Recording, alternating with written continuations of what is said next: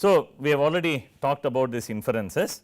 The one thing that we will do before we march ahead is that now I have 1500 observations from the experiment. I say samples, but you know it is better to use the word observations because in statistics a sample itself is a collection of observations. So, that is why it can be confusing to a few.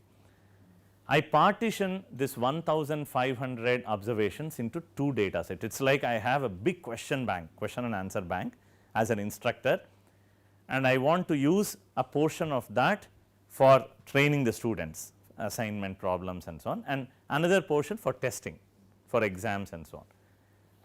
Exactly the same story here. I am going to use a part of this data for training the model and then another part for cross validating the model.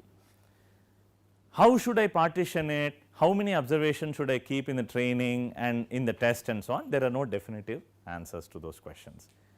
But one guideline that you can keep in mind is that you should by and large be fair to the model.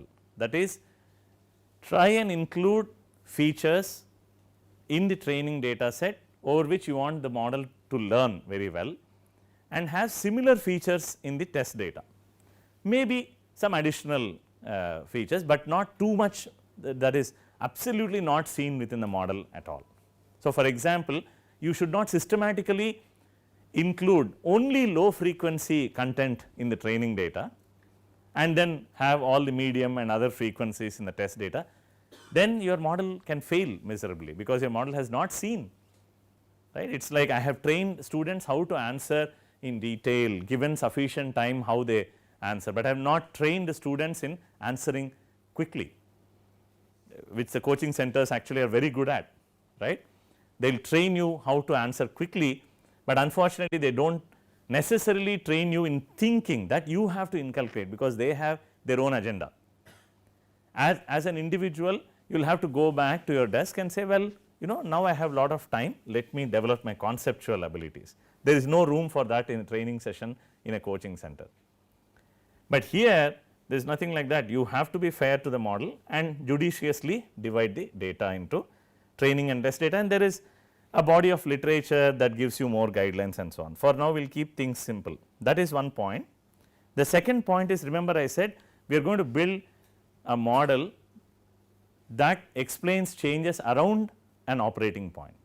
Therefore, it is good to work with what are known as deviation variables. That is, the process is at some steady state. If you were to say let us call this as USS and YSS. So, this is the steady state operating point which I may know or I may not know, it all depends. But what we are going to work with is, in fact, what we call as Y later on would be if Y tilde is absolute output, then I am going to work with Y tilde minus YSS, and likewise for U tilde is the absolute value, and I am going to work with the deviation from steady state. Now, there are many different approaches to this steady state. In fact, a more general way of saying this is I will use some reference point, need not be steady state, U naught, Y naught, and then the choice is yours what you use as this reference point. You can use it as a you can use steady state as a reference point if that is what you are going to use a model for, or you can use some other reference point and so on. And sometimes you may know this reference point ahead of time, and sometimes some other times you may not. Here we will assume that the steady state is not known, and we will just replace with a simple estimate as this sample mean of the output and input that I have obtained. Essentially the average of the input is my reference point, average of the likewise average of the output is my reference point for Y. It is very simple, but let me tell you again, one can actually go deeper into this, and there are some open ended questions here, how to estimate these optimally and so on. Can I estimate Y naught and U naught together with the model parameters and so on? Let us not get into those complications. All right. So, I hope clear, we have partitioned the data, we are going to work with deviation variables. What is the next step? what is the next logical step now? I want to build a model, right. So, we need to have an idea of what we mean by model. In terms of the symbolic quantities, I have flow which is denoted by u and level which is denoted by, assume these are deviation variables now, by y. So, we want a model that relates this input u k to y k, but remember we are going to have only a corrupted version of y, y star.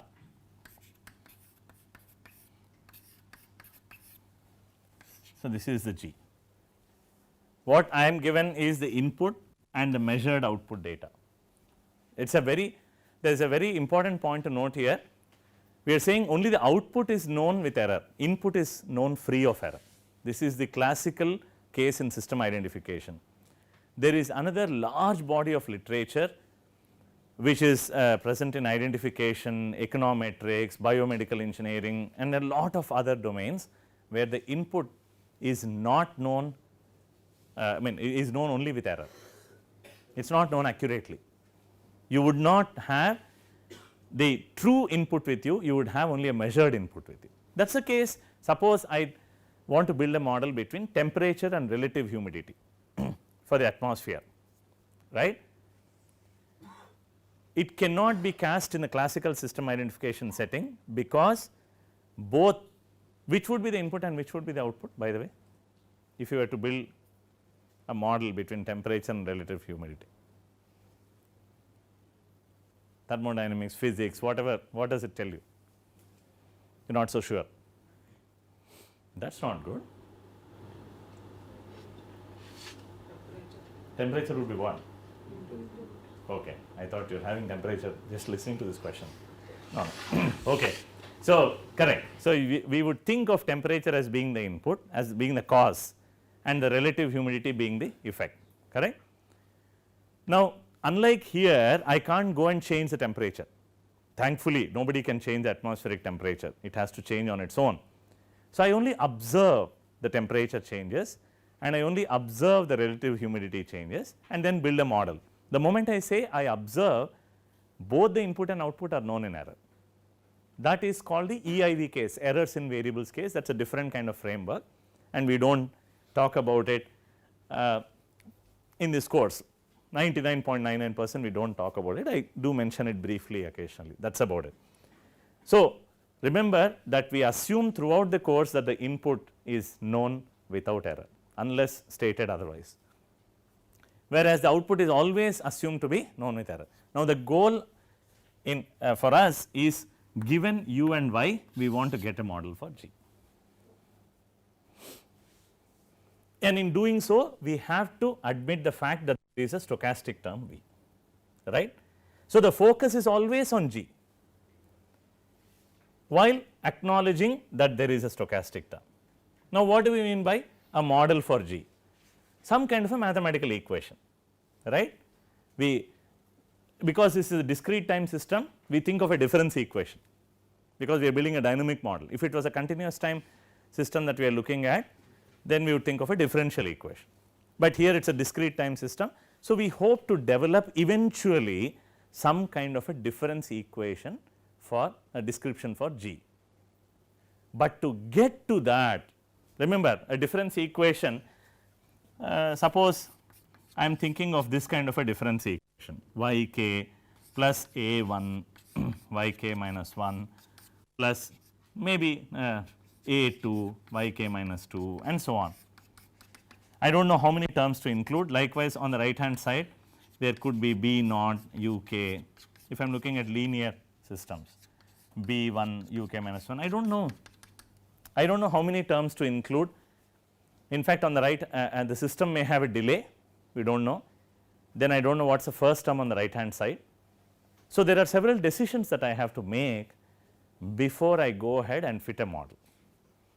One approach is to simply assume some order, some delay and proceed, but that is not at all recommended. That is the blind users approach. We will take the enlightened users approach, okay, or the learned users approach, which is to systematically discover these pieces of information and come up with a very good model. So, the first step is to do what is known as a non-parametric analysis, where without assuming any of this, I do not care really what is the order. What we mean by order is how many past outputs are involved in the difference equation, or what is the delay, or how many terms on the right hand side, that means input dynamics, nothing. I do not make any assumption. I just do a plain analysis of the system, only assuming that the system is linear and time invariant, that is all. And the first step in such an analysis is the estimation of impulse responses. Why? Because LTI systems, linear time invariant systems, for those of you who have had some exposure to linear systems theory, you may recall that LTI systems are described by the so called convolution equations. We will of course go through this convolution equation in detail next week, or maybe hopefully tomorrow onwards, but this is the, you can say, kind of the mother of all equations that describe linear time invariant systems. This is called the discrete time convolution equation. What does it assume, or what does it say? It says that the response of a linear time invariant system is a linear combination of the past, present and future inputs, and those G's that you see there are called impulse response coefficients. Why? Because if you excite the system with an impulse, a discrete time impulse, not a continuous time, not a Dirac one, but a Kronecker, then, so imagine that in place of you have a Kronecker. This is how it looks like. It is 1, you assume it is unit impulse, it is 1 at k equals 0 and 0 elsewhere to the left and right of the origin.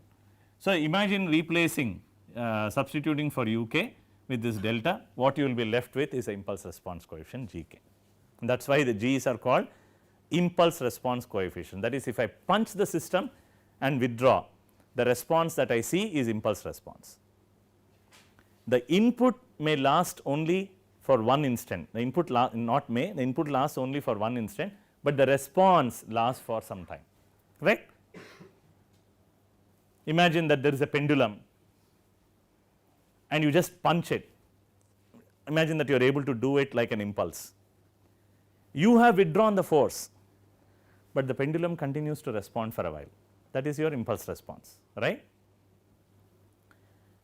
So, likewise, even I mean you must have had your encounters with monkeys on campus, you will the monkey may not stop its response, right, that is the impulse response of the monkey, but depends, that is a nonlinear system anyway, let us not get into it. So, there are many examples that one can give.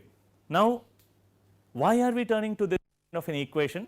Because this equation does not make any assumption on the delay, on the order, nothing, it only assumes that the system is LTI.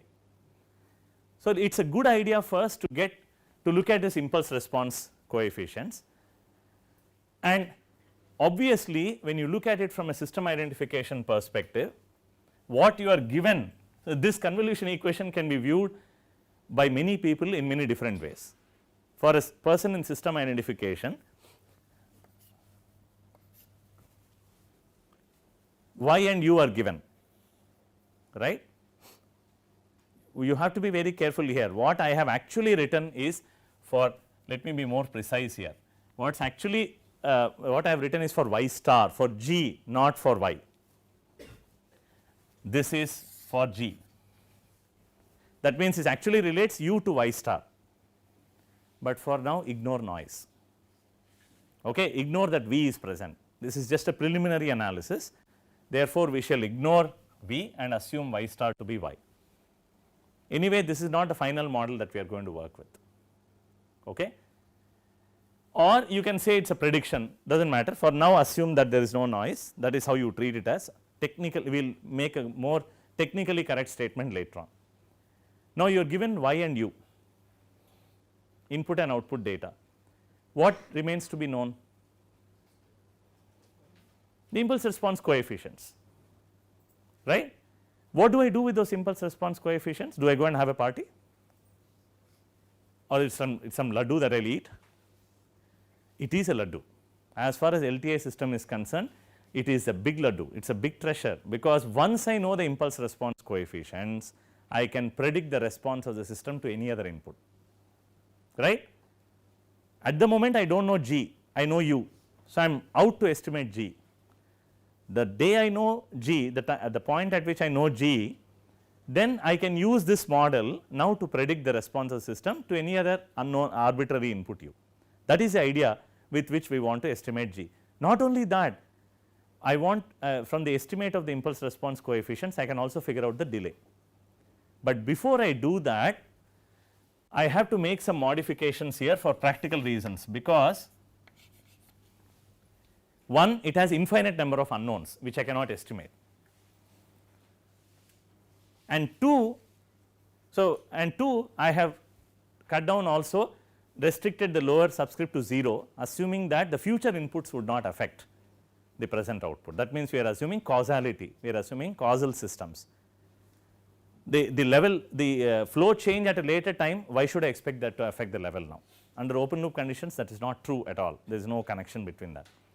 So, assuming first causality, and two, for practical reasons, we truncate this infinitely long convolution model to a finite impulse response model. These are called FIR models.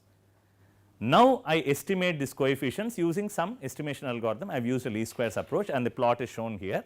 Just spend 1 or 2 minutes, and then we will continue tomorrow. So, the plot of impulse response coefficients is shown. In fact, when I do this, you remember I am making an approximation, you should remember that. What is the plot showing you? It is showing the estimates of G. It is essentially estimated impulse response coefficients. The y axis shows the value of the impulse response coefficients, and x axis is called the lag or time. There are two things that you should notice. One, let me see if you can quickly pick the first one. What do you notice of the impulse response coefficients from the start?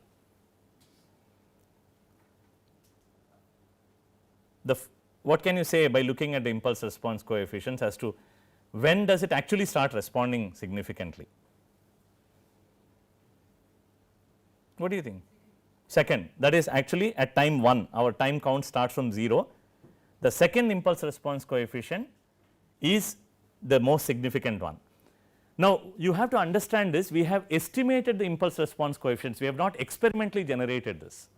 Our input to the experiment was not an impulse. I could have given an impulse, but we will talk about that later on. What I have done is, I have given a PRBS. From the PRBS, I have recovered the response to the PRBS, I have recovered the impulse response coefficients, and this plot tells me that the first impulse response coefficient that is significant occurs at lag 1 or time 1, which means that if I give an impulse to this system at time 0, it will not respond immediately, it will take one sampling interval to generate the first response. That means, we say the system has 1 unit delay. Now, what you should think is why there should be a unit delay in the system. It is a liquid level system, it should respond immediately. It is not that I am giving flow changes in Kashmir and I am recording at Kanyakumari, right. I mean, there is not such long pipes that I am introducing the flow change elsewhere. I am just introducing the change here and the level is being recorded. So, it should immediately respond. Why is there 1 unit delay? You have to think. Okay. And secondly, you see a band there. That band again is called the significance band. Remember, we talked about statistical significance yesterday. An estimate that falls within that band is considered statistically insignificant, and that is how we have come to the conclusion that the first impulse response coefficient is 0. That means, the estimate is statistically insignificant. That is how we are able to say from lag 1 onwards you see a significant coefficient, right. And the third point you should observe is the impulse response decays. What does it tell you about the system? System's characteristics, stability, right. For if it was an unstable system, I ask just one question and it will just keep screaming forever, or maybe it can explode also, right. Like there are many people whom you just want to ask what is your name or what is the time and so on, and then they keep talking to you forever in life. Well, it depends whether you want them to, but anyway this system does not, and obviously it is a stable system. So, look at